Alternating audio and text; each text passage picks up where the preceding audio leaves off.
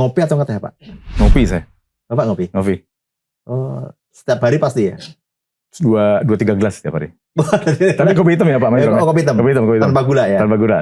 Nggak ditambahin yang lain-lain juga? Bener-bener kopi hitam ya? Kopi hitam. Saya kadang giling sendiri juga. Oh. Dari bin saya giling sendiri, lalu seduh sendiri. Sekarang sih di kantor saya ajarin juga, biar bantuin. Favorit Bapak kopi apa? Saya Flores. Oh, Flores. Flores, Bajawa, sama Toraja Sapan. Ada terus di ruangan Bapak itu? Nggak selalu ada. Ya faktanya macam-macam juga tuh. Ditanya saya senengnya itu. Gayo banyak gitu. Tapi ya saya udahlah. Yang penting kopi hitam. Kalau belum ngopi kayaknya belum mulai hari gitu. Iya betul. Iya, betul. Pak Masrul ngopi juga? Saya ngeteh Pak. Oh ngeteh. Iya. Sarapan di rumah atau di luar? Saya jarang sarapan. Oh jarang sarapan. Tapi kalaupun sarapan ya di rumah. Paling telur aja. Mobil listrik atau BBM? Kepenginnya listrik ya. Tapi nggak tahu, saya belum bisa move on dari BBM. Sekarang masih pakai mobil BBM ya? Iya masih BBM. Ada favorit Pak tertentu gitu? Apa itu? Merek tertentu gitu? Nggak ada, karena BBM itu senangnya ada suaranya tuh Mas Mayrum. Oh. Masih nggak ada suaranya kan? Kalau BBM itu kan masih ada suaranya, masih ada. Mungkin karena saya masih menyenangi suara-suara mesin gitu ya. Kalau biasanya kan kayaknya kurang tantangan gitu. Sepi, senyap. Iya senyap, nggak ada suaranya gitu ya. Tapi nggak ada favorit merek tertentu atau ada? Enggak sih, nggak ada. Bebas-bebas aja. Bebas aja. Bayar cash atau pakai digital gitu? Digital. Udah digital. Kris. Yeah. Kris. Adalah itu paling mudah udah. Paling enak. Kalau liburan Pak, ke pantai atau ke gunung? Ke pantai. Karena saya senang renang saya. Oh. Kayak ke pantai. Bapak senang renang ya? Renang. Di pantai gitu renang? Renang. Tapi ya nggak jauh-jauh lah, deket-deket aja. Jauh-jauh ya ajut nanti. Iya. Tapi kalau pantai selatan ya serem Pak. Enggak. Ya kalau di Bali gitu masih oke lah. Iya. Di Bali masih oke. Tapi Bapak seneng pantai daripada gunung ya? Iya. Senang pantai. Favoritnya pantai mana Pak? Sebenarnya sih nggak banyak favorit ya. Pokoknya kalau ada pada pantainya saya usahakan untuk bisa ke pantai sebentar lah gitu. Ya di Bali yang favorit di Sanur karena ombaknya nggak besar kan. Kalau di Kuta kan ombaknya besar. Di Bali Sanur tuh ombaknya kecil. Jadi bisa berenang dengan tenang. Padel atau tenis? Tenis. Rutin? Sebenarnya nggak rutin. Dulu saya nemenin anak saya tenis, jadi saya ikut main tenis gitu. Kalau padel kayaknya kan ya banyak yang seneng baru, tapi kalau saya merasa masih lebih tenis lebih punya tantangan menurut saya. Udah nyoba padel nih kayaknya. Saya udah pernah nyoba. Kurang gede lapangannya Pak ya? Nggak tahu ya, nggak tahu. Mungkin karena saya merasa lebih dulu kenal tenis, jadi begitu kenal pedal, terus kelihatannya ini kan kayak tenis aja tapi versi boleh mantul sana sini kan gitu ya. Jadi saya melihatnya tenis kayak lebih punya tantangan, lapangan lebih gede gitu. Rasanya lebih Raketnya juga lebih berat ya Pak ya? Iya, berat. Oke. Kalau dalam kepemimpinan ada filosofi tertentu Pak yang Bapak anut gitu?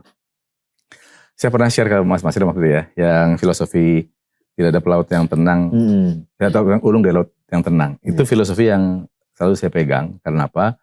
Karena kadang-kadang orang kepingin jadi pemimpin, tapi ngelihat sudah jadi pemimpinnya aja, dia nggak pernah melihat bagaimana susahnya di awal-awal membangun karir. Jadi filosofinya selalu saya tekankan ke teman-teman saya. Kalau dia punya masalah, ya itu pasti bagian dari pengkayaan. Dia punya masalah bagian dari dia mengasah mentalnya dia. Jadi filosofinya ya kalau ada tantangan, ya berarti Anda masih berjalan maju gitu, masih menanjak. Kalau orang mau naik itu pasti jalannya nanjak, pasti berat Pak. Tapi kalau jalannya turun, kerja tuh kayaknya santai-santai aja, antara dua tuh jalan datar atau jalannya menurun. Yang menuju sampai di mana kalau jalan dari menurun?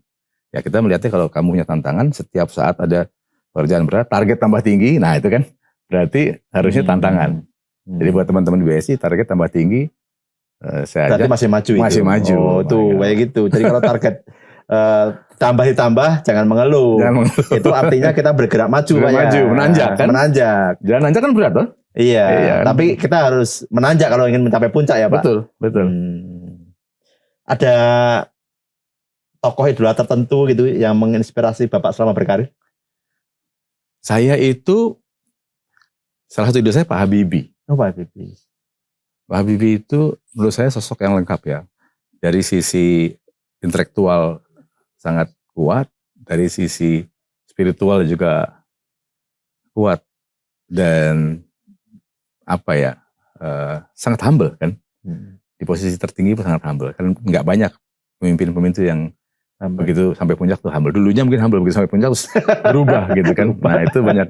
Nah saya Pak Habibie tetap seperti itu. Jadi spiritual, intelektual, dan tetap humble. Menurut saya itu kombinasi yang luar biasa. Saran Bapak atau nasihat Bapak untuk anak muda yang baru berkarir? Iya.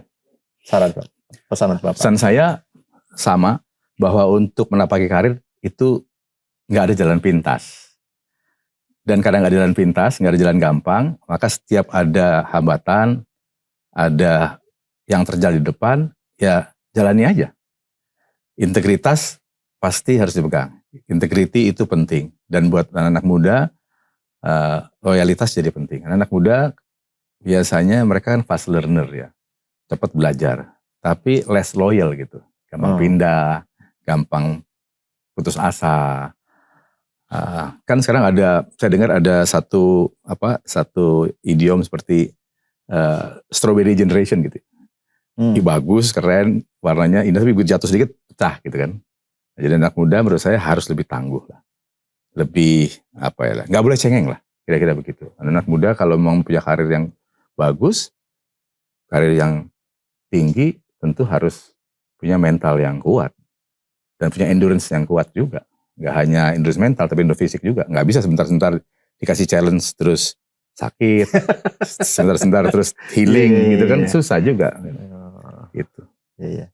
Artinya mungkin soft skill menjadi faktor yang lebih berpengaruh Pak ya untuk awal-awal karir daripada hard skill ya.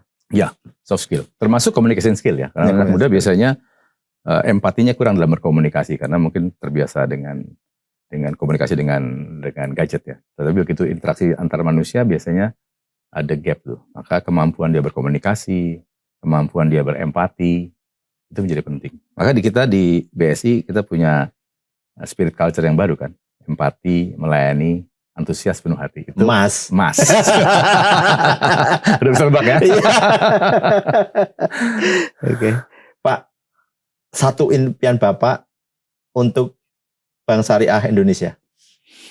Impian saya sudah pasti Bank Syariah Indonesia harus jadi bank terbesar di Indonesia. Bank Syariah atau? Menjadi bank terbesar di Indonesia. Bank terbesar di Indonesia. Jadi mengalahkan bank konvensional yang lainnya. Wah. Itu impiannya. Kenapa? Kan memang potensinya besar. Masyarakat Indonesia adalah masyarakat Muslim. Bukan berarti kita hanya mengedepankan unsur religinya, tetapi dengan prinsip-prinsip syariah yang kita bangun, yang kita jaga, adil dan transparan, dan utamanya kita bicara mengenai amanah, kemaslahatan umat, harusnya prinsip syariah ini kan bisa diterima untuk masyarakat Indonesia. Karena kemaslahatan, adil, transparan, itu kan value-value yang penting di masyarakat kita yang memang selama ini sudah punya prinsip-prinsip yang syariah.